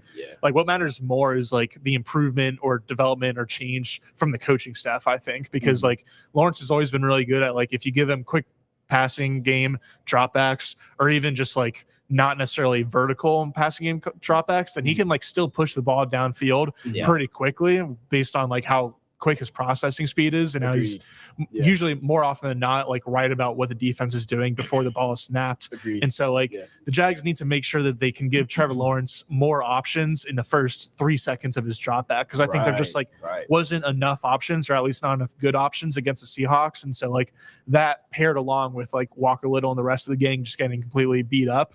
Like I think the coaching staff can definitely help out the offensive line a lot more in this game. I'm more so scared because we put something that's getting to be a bit predictable for us. I know it because I've been predicting it every single time. Because we lean on LaQuint Allen for that pass blocking. And every time he's in, you know it's going to be a pass. You know, and I think that's starting to get very predictable. I'm starting to predict it. I was thinking the same thought earlier today when I was watching the film. I was like, I think LaQuint's going to have a big game, or not a big game, but he's going to have a lot of snaps. I was like, wait a minute. They need to run the ball with LaQuint because they don't give him enough touches in that when he's in. It's a great point. He's clearly pass blocking. And I think that we're going to go up against a defensive coach who's going to notice that. You know, he's going to see that when he's McVay might notice that. McVay might notice that. You know, and I think that if we're not careful, we'll box ourselves in, and we'll we're gonna do something stupid. You're good. Thank you. Thank you. I was gonna give you this one with my fingers in it. Waters. I want that. But yeah, no, I agree with you. I think LeQuint's gonna have to play a lot of snaps, and I would run him the ball. I would give him the ball to run. I would give him the ball to run too. Yeah, I think it's definitely a good note. Like, fortunately, it's like kind of already a tendency when he's going in because it's mostly third and long situations. So like the defense already knows that it's probably going to be a pass. But I don't disagree with you. I think like honestly, like the stuff that he's done so far in those long down and distance situations has probably like earned him more snaps than just like regular snaps, like as just like in a change of pace role. Right. But like Tune kind of already has that role. I think he only had 2 carries on Sunday. Hasn't really been involved that much over the past 2 weeks. And like ETN, deservedly so, is like the main guy. And so I'm excited to see, like, I don't know like whether it really happened this week because the Rams defensive line and defense overall is pretty good. They've played some really good running backs this year, and like Jonathan Taylor, Saquon Barkley, they faced another good one. But Derrick Henry last week was the first time a running back has gone over 100 yards against them. Yeah, I saw that. So I'm not necessarily expecting a huge ETN game from him this week, even though I think he has like played well in the past 2 weeks, even if his like box score numbers haven't jumped off. But what I'm trying to get to is I'm really interested to see like what he does in the second half of the season, because I think like obviously he had the Lisfranc injury his entire rookie year, and then every season since then he's like started off a lot hotter than he's finished, and like he just like gets kind of banged up, and like the coaching staff, like I don't know if they lose trust on him, or like it like there's probably a little bit of tendencies with him too, as like because he's so much better as an outside runner and like just having the ball in space. And I think that's to our point earlier when we were talking about tight ends too, just real quick. I think that's where like if we got another blocker like Darnell Washington, it's like him and Strange on the edge allows our best basically what our best option or best weapon on offense, ETN, to get those outside runs and be able to 10-15 yard plays. So I think getting the run back this week is huge. I think we got to be balanced for Trevor to really do what he was doing, trying to get back to that game manager, not playing hero ball like he had to last week. So I think they'll be able to run the ball a little bit against them. I don't think it's gonna be great. I do think it's gonna be a lot better. It's gonna be effective. It may not be great. I think ETN can get like 70 yards or something. You know what's nice too is I think ETN, and I know it's only 1 year, but BT and ETN play well in London. So I think ETN is going to have a pretty decent game, and he needs to, in the offensive line, more importantly, needs to be able to get those be able to run block against the Rams. To nerd out a little bit, I'm really interested to see like the play types on runs that the Jaguars call. I think that they've been like throwing a ton at the offensive line and the running backs and the run game as a whole. Partly to kind of like throw a ton at the defense and then like make in-game adjustments to see like what's working and what's not. But then also like just as a whole throughout the season to throw a lot at the team and to like kind of see what they respond to and see like what their identity is. Like it kind of happened last year for the Bucs when Cohen was their offensive coordinator, of like they started out as a pretty zone heavy run offense. And then like Bucky Irving especially, but like even the offensive line too, were just like better at gap schemes and running a lot of pulling blocks and a lot of counter looks. And so they really lean into that at the end of this, or like towards the tail end of the season. This year, I feel like the Jaguars is like identity, or like their main run is mid zone, which is in between inside zone and wide zone. It's like usually the aiming point for the running back is the inside leg of the offensive tackle. And so it's like the running back is getting like vertical just enough that he's going to have cutback lanes afforded to him, but he's not necessarily like going over his skis to like be able to go outside. It's like, it's more of an inside run than an outside run. He has an option to balance it. But it just like, it gets the linebackers flowing just enough to like kind of like create holes and create lanes. And so I think that's been their best run so far this season. And so I think that in this game, they're going to try to lean into that. And so that'll just be something for all of us to watch for, is like how much they call mid zone, or if they're going to continue to like just throw a lot of stuff at the offensive line and at the Rams. I agree. Yo, you smoked that. That was crazy. You smoked that. Duval22.com for more analysis. Get that plug in, man. I think the biggest opportunity for us on offense, I think what you're talking about with the those mid zones, it's possible to hit those. And I also think this this defense of the Rams, what I've noticed, at least in the last few games that I watched, is you can't really throw deep on them. You can't really run the ball that well, but what they're susceptible to is the intermediate pass. So they give a lot of 7, 10, 12-yard plays. And that, I noticed that even against, like, they played, the Texans early on, I think, like, the first game of the season. And they were giving that up a ton against – we found out that Texans offense is not that good unless they're playing Baltimore.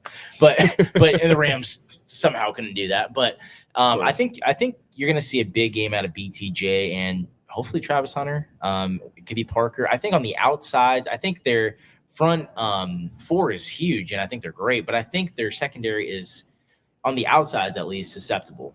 So if we're running a lot of these comeback routes, out routes with BT, kind of like what we did in what was that game? What was the get right game? Are you talking about the out routes against the Niners? Niners, thank you. Yeah.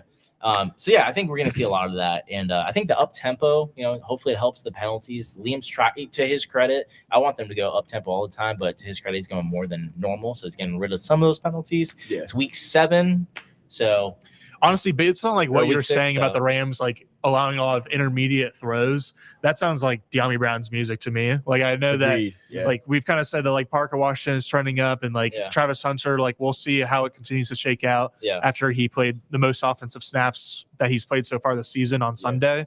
But like I feel like that's a recipe for De'Ami Brown to have like 4 to 5 just like really big first down conversions over the middle of the field. Brian Thomas, I think they'll continue trying to give him big routes and routes over the middle of the field, but like if he keeps dropping them, like he's going to continue to be like pretty much only a threat on the perimeter. And so I feel like they need De'Ami in this game, honestly. I agree with you. I think they need to get back to kind of what Doug Peterson was doing with BTJ and run these mesh concepts and running them on these drag routes across the middle.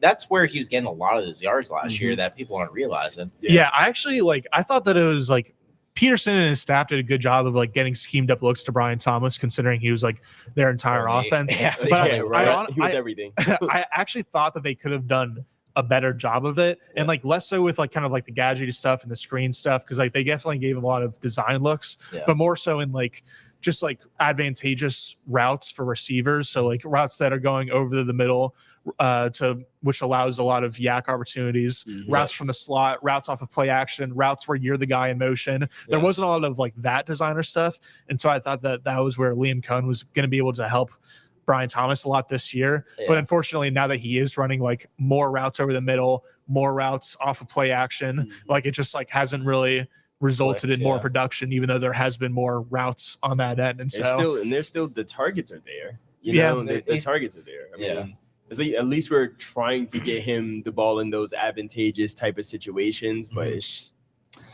All right, I got a question. Matt Stafford, is he in your top 5 quarterbacks? Who, top 5? Top 5. I like Stafford. I love Stafford, but he's because I don't know. I had a lot of people right now. I had a lot of people in my ear telling me Jalen Hurts was a top 5 quarterback, and I fought him tooth and nail, saying Stafford over Hurts.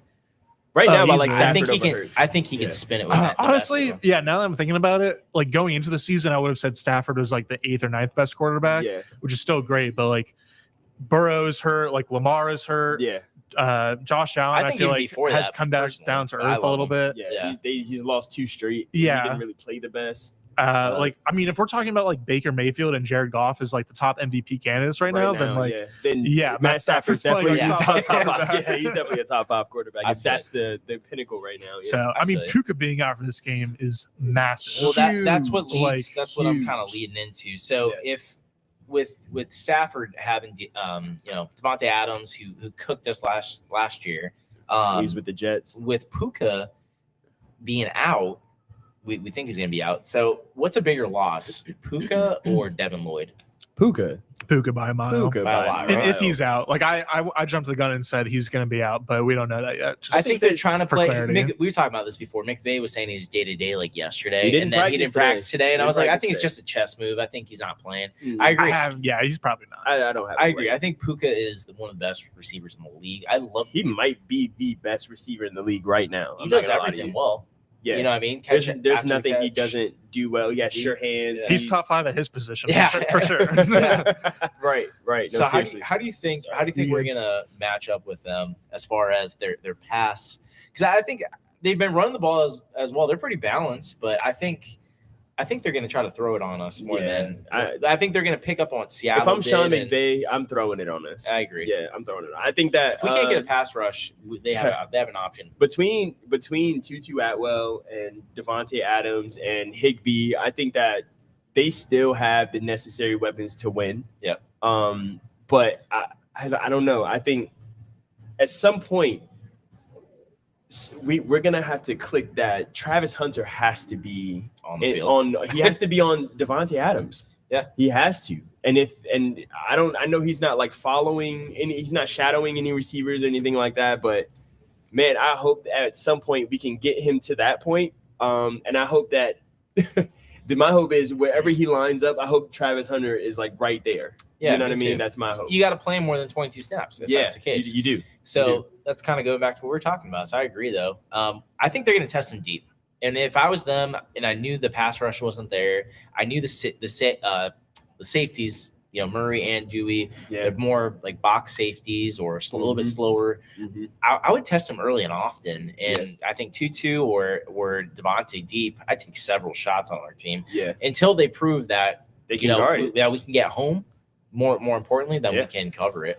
Yeah. Tutu Atwell has had I guess not last game because he was out for the Colts game against the Ravens, but the Colts game he had the game-winning 88-yard touchdown. Yeah. And then against the Niners, they ultimately lost the game. But on Thursday Night Football, he had a pretty similar play where it was a cover 4 beater, and it was just a super deep post. Stafford had to roll out and buy time in order to launch it. It was almost the closest pass play to a Hail Mary that you can get to without being a Hail Mary. I remember, so he's a certified deep threat. Yeah, they were talking about it on the sideline. I think I saw a video of them talking about it on the sideline, and then they actually ran it and it actually hit. And I was just like, wow, this is I actually feel like they might have hit that because they did the one to Atwell in the week before against the Colts was a similar play, but the Jags also ran a similar play against the Niners the week before that.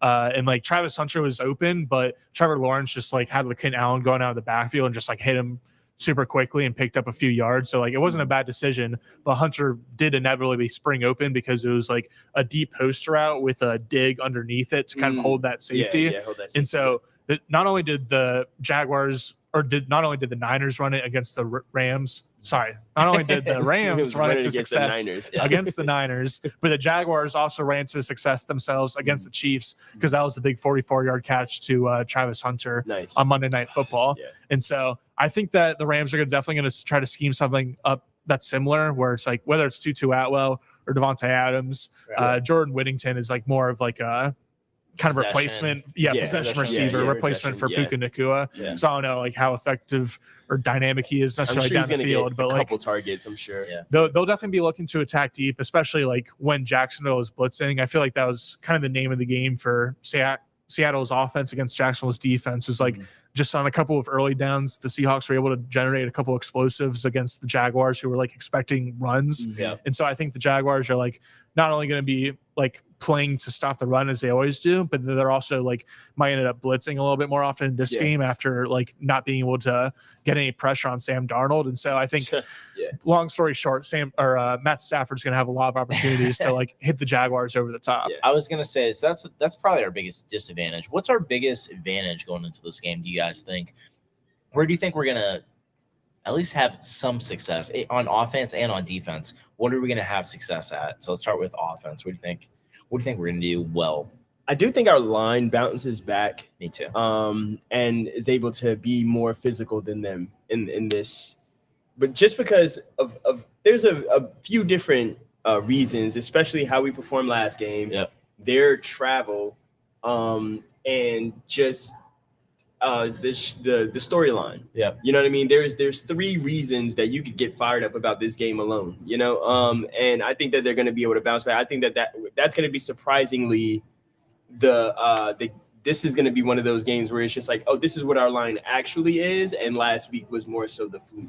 Yeah. So the more I think about it, I think the more we're going to be able to run the ball against these guys, and they've played the run well, but I think for some reason we're going to kind of catch them sleepy. Yeah. I feel like we're gonna catch some. And I think we're gonna be able to run the ball. I think Etienne has a good day. I think Trevor has an okay day, and I think if we go more up tempo than we usually do as well, I think that also is an added like boost to the overall offense and kind of their lethargic, what we think might be a lethargic attitude. So what about you? What do you think the biggest offensive advantage we have against them? I think a sneaky one is our receivers against their secondary, which feels a little bit weird to say after the Seahawks secondary was so banged up. And I mean, Brian Thomas had a nice day and Tim Patrick scored his first touchdown as a Jaguar. So that was cool, I suppose. That's cool, I suppose. Shout out to Tim Patrick. Shout out to Tim, man. I agree with you, though. That's why I said the intermediate routes. I think we have a really a good opportunity on the outside. Yeah, like Brian, I think should be able to feast up against a secondary. Hopefully, it's a little bit of a bounce back game for Diame, considering what we were talking about with this being a good matchup for him. Yeah. Parker Washington, hopefully he continues to ascend. I don't know. Liam said he had a press conference earlier today, and I haven't watched it yet, but I saw a bunch of Twitter accounts and Roto World and websites like that have quotes of Cohen saying that Travis Hunter is going to be the number one target a lot more often. So I don't know that was necessarily a direct quote or taken out of context. No, I listened to it. Yeah, I don't think he said it that way. I listened to it. They said they need to do a better job him being the number one wide receiver. Not some people try to say, hey, he's going to be the number one option every play. Some people try to manipulate it. No. But no, he said he needs to do a better job making Travis Hunter the number one option on more plays. And that's, I think, what we're talking about deeper down the field. Yeah, I agree with that because right now he's not necessarily just being used as a decoy, but he's kind of just a cog in the machine. Yeah. He's kind of just here's the offense, here's your role, learn it, let's go out on the field. It's not like they're designing stuff because they have the unicorn Travis Hunter. You could put basically any third wide receiver in that role. You know what I mean? So I agree with you. I think the outside we have an opportunity as well, an intermediate route. So what do you think on defense? Let's go around. Where do you think on defense we have an opportunity to play well? I mean, the obvious answer is the front seven. The obvious answer. Thinking the run games that we're thinking. I'm thinking in the run and defense. in some of these blitzes, some of these blitzes that Camp.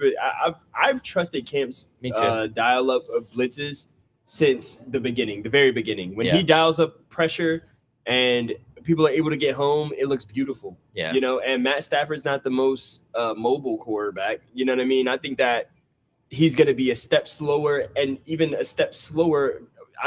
Listen, this travel is gonna play huge in this game, in my opinion. Yeah, personally. I don't get why they're. I don't get why they're traveling like that. Why are you getting there the day before the game? That makes no sense to me personally. Yeah, they can do what they want. Liam said something about the sports science is basically equal for both, but I don't see that. I don't see that either. I think that he was just being politically correct.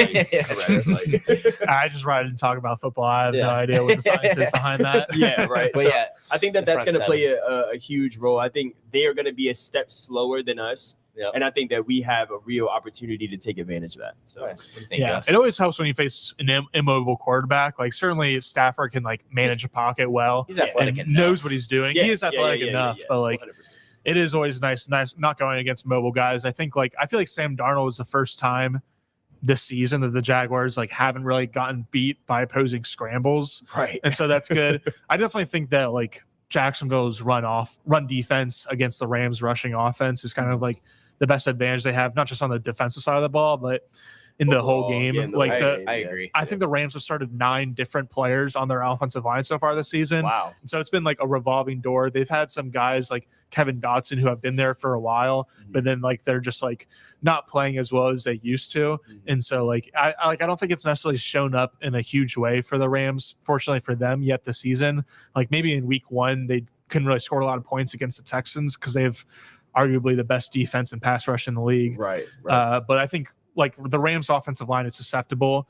And then Kyron Williams, I think he's a really good short yardage back. And sometimes defenders can lose him behind the scrimmage because he's short. Yeah. I don't think he's a bad player at all, but I don't think he's a great one either. And so same goes for Blake Corum as his backup. And I don't think the Rams rushing offense is necessarily anything to be afraid of. And for the Jaguars, the 33-yarder that they allowed to Kareem Hunt against the Chiefs on Monday night was, I'm pretty sure, the only running back run of 15 or more yards that they've allowed this season. So they have really bottled up opposing running backs, and they haven't necessarily faced any great ones. But they've done a really good job in run defense. I expect that to continue. That was going to be mine too. I think the Rams are going to be forced to throw the ball 50 times. Now, whether that's a good thing or a bad thing for the Jags, I don't know.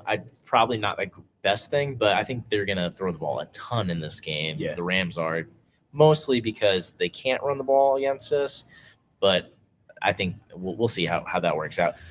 I hope there's 100 combined dropbacks. Yeah. That'd be so much fun. It'd be just seeing Stafford and Lawrence going at it. It's like rubbing your eyes, the ball just flying through the sky. Like, it's just like, oh my god, it'd be fun. Yeah. So let's do a real rapid fire. Let's kind of speed this up. So rapid fire. I want to do a new kind of idea here. Stick with me. So it's going to be rapid fire head-to-head matchups. So it's going to be a pick a side. So we're going to go down the list, and you tell me, would you rather be the Rams or the Jags for this? And then hopefully we'll kind of tally it up at the end for to keep track. Gotcha.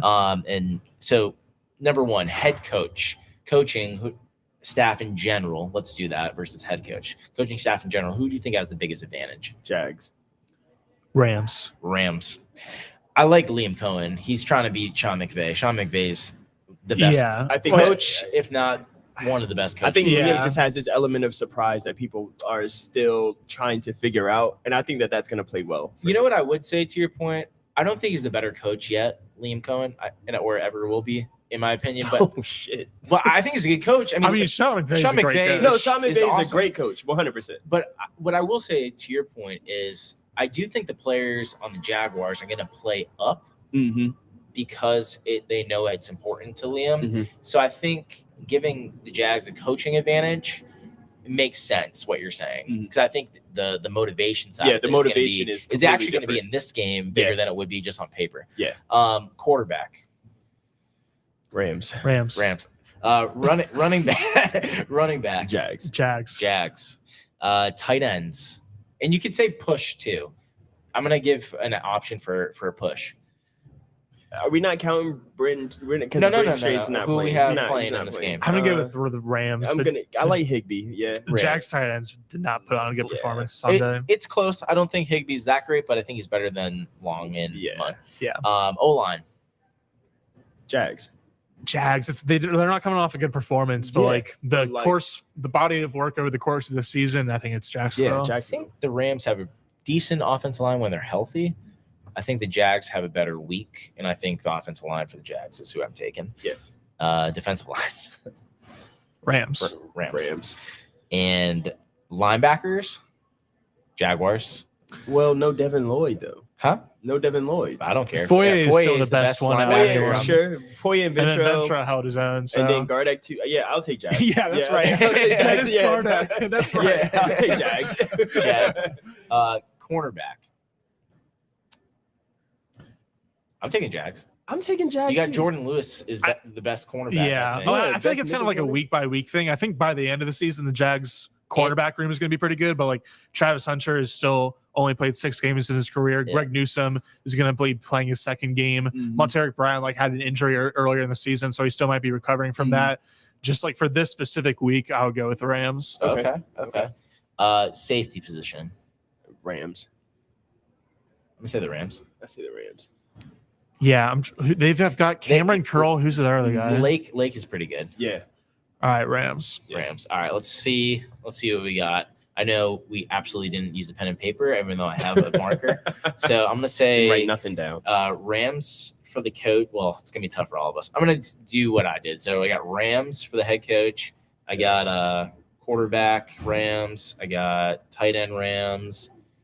We skipped wide receiver, but I think that's Jags. I think right now. D-line Rams and safety Rams. So 5 out of 10, 50-50 split. I don't think you said receiver. Who do we think has better receivers? I said Jags, and I put it in when I was redoing it. Yeah, I got Jags right now. If Puka isn't playing, assuming Puka is out, then Jags. I'm assuming he's going to be out. If Puka was in, it's an obvious. Oh yeah, 100%. I think Devontae Adams is a good player. I think as a whole we have a better group. Yeah, agreed. Tutu's great.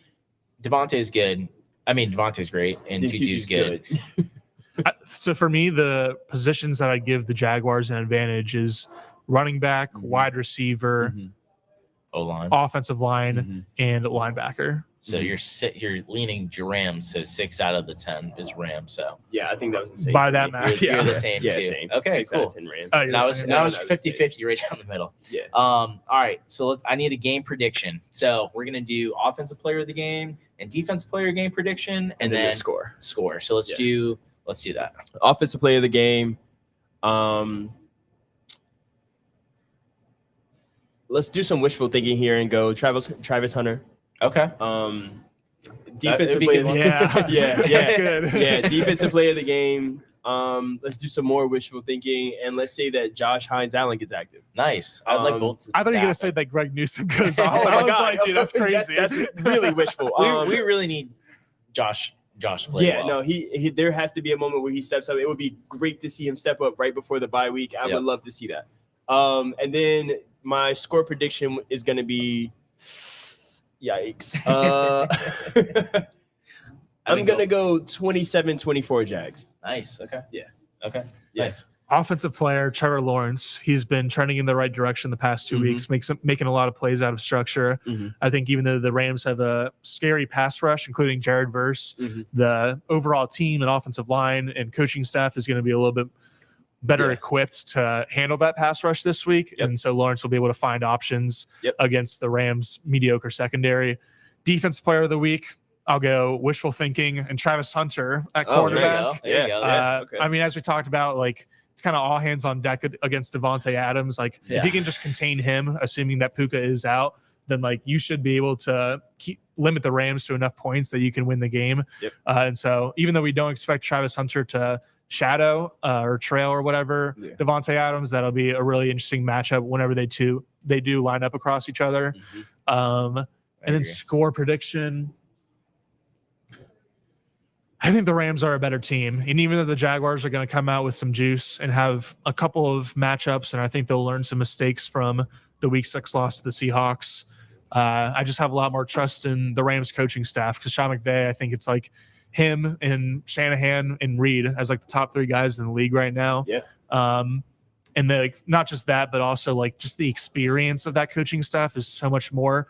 Like I think like obviously Anthony Campanile has done an awesome job this season, but there's still going to be a few times, including what we saw last week, where like he just got and like it's a learning curve for him. Like he's already exceeded expectations. Like no matter what happens the rest of the year, like we're all thrilled about Campy. But I think the experience of the teams, for the coaches, for the quarterbacks, for kind of the team as a whole, the Jaguars roster, generally speaking, is pretty new. I think the experience is going to show up in this away primetime overseas game. So Rams 23, Jags 20. Wow. That's a good one too. Wow. Man. So this game is pretty important for me because I've been saying all year this is going to be the statement game for the Jags. I think it was going to be up a little rocky in the first half of the season before the bye week. They played better than expected. So the offensive player of the game, I'm going to say BTJ has another good game. I think he keeps that. It's definitely been trending in the right direction. I was really close with him and Travis Etienne. I think both actually end up playing pretty even. I think they have both co-player of the game if I can. Nice. I think we run the ball well, and I think we get BT involved a lot. And then on top of that, for defense, I'm going to also say Travis Hunter. I think Liam's smart enough to realize he's one of the best cornerbacks you have. And against this team where they're going to be throwing it a ton, you want him on defense. And you're going to need him on defense. And you can't have, Newsom, who just got there and doesn't necessarily know the defense that well yet, be out there. Put Newsom on Atwell. I don't know about that. But anyways, I would say Travis Hunter would be the defense. And then for the prediction, I've been going back and forth all day. Man, I'm really close. But I think it's going to be 24-21 Jags in overtime. Let's go. In OT, I like that. Let's go. I love it. Jags in overtime. I think the defense gets a couple takeaways, gets back on track. I think the team really gets up and plays well for Liam Cohen. And I think that's the underrated silver lining is how much they want to play for Liam. And it's going to be like almost like emotional. It's going to be almost like a shoulder carrying off the sideline kind of thing. They're not going to do that, but it's going to feel like that. They're going to dump Gatorade on him after. Yeah, they might. What do you think happens first? Travis Hunter's first touchdown or his first interception? First interception. What if it's both? I would love him to get both in one game. That would be great. In one play. In one play would be great. Yeah. Yeah, I think I don't know. I got interception. I think it's going to be just the easier one is touchdown on offense. Yeah, I think that's easier. I think that especially going against Stafford. He's a wise guy. I mean, the clone of him is at least. Yeah. So, right. Awesome. Well, appreciate you guys hanging in there. Thanks, Gus, for chopping it up with us. We had a great time.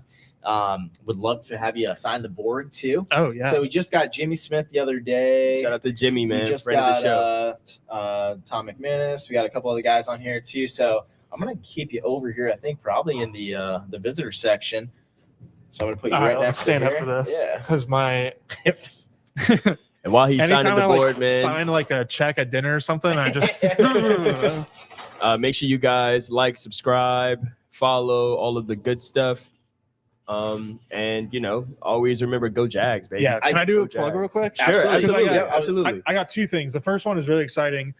Big Cat Country. My guy Henry does a winners and losers column, and each week has a bit like. I don't even know like what the coupon is that Owls offers, but it's either like for every win or for every time they force a turnover or something like that, Jags fans get a discount. Sick. And so like as a bit, Henry has been including in his column the like just Owls Pizza as a winner. And Nice. So Owls Pizza loved that, and they reached out to us and they want us to host a live watch party. I saw that. So this Sunday, just want to spread the word. This Sunday at Owls Pizza on Bay Meadows and Phillips Highway. Doors will open at 9 a.m. The game starts at 9:30. But we'll be doing a watch party at Owls. Nice. $1 beers. Nice. Gift card giveaways. And so, this Sunday against the Rams for the London game. Yep. Doors open at 9. I hope I'll see a lot of people there. Yeah, man. So that's a good transition. If you're more towards the Jax Beach area, we're going to be at Surfer, the bar, doing a live pregame show there. Also having a watch party. I think they're doing free shots for every touchdown. They got pizza, they got breakfast and stuff too. So come by there if you're not right next to Bay I was Meadows. going to say two different sides of town, kind of. So whichever one you're closer to, get out to a watch party on Sunday morning. Hell yeah! So we'll be there at 8 o'clock to 9. I think doors open at 9, so it'd be perfect for you guys to come in. But wherever you're at, go to the watch party, get out there, get in the community, support the team. Support the team. Go Jags, baby. Go Jags, baby. Boop, boop, boop.